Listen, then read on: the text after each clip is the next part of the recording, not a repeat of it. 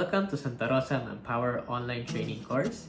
I am Oliver Manuel and I will be your trainer in automotive servicing and C2 engine repair. This module is about diagnose and repair engine cooling and lubrication system. But for today's video, we're going to talk about what are the things we need to prepare before we undergo with the actual diagnosing and repairing of our engine cooling and lubrication system. So let us begin.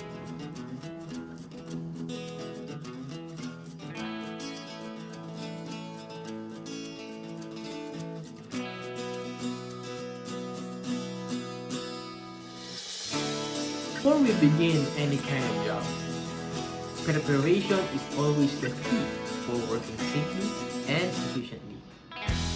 So the first thing we need to do is we should always wear our personal protective equipment properly, such as hard hats, safety goggles, face masks, mechanic gloves, our overalls, and our safety shoes. This ensures us or protects us from any kind of hazards within the workshop, such as sharp objects and hot liquids.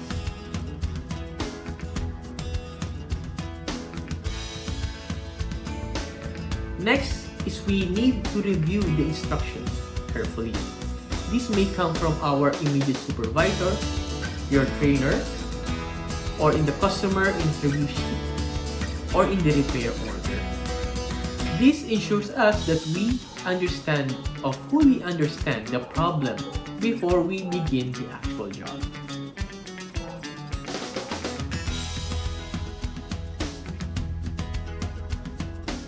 After that, we need to prepare the tools, equipment, and materials that we are going to need for diagnosing. This may include from a diagnostic checklist, vehicle manufacturer's manual, basic hand tools, wrenches, coolant pressure tester, oil pressure tester, diagnostic scanner, safety containers, fender covers, hydraulic jack, and jack stands for safety.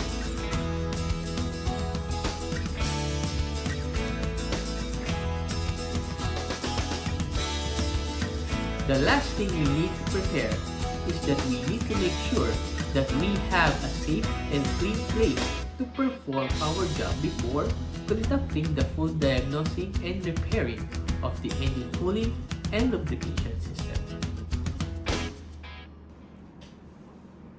With all that being said, always remember, with the right preparation, diagnosing and repairing engine cooling and lubrication system will become faster, safer, and more reliable.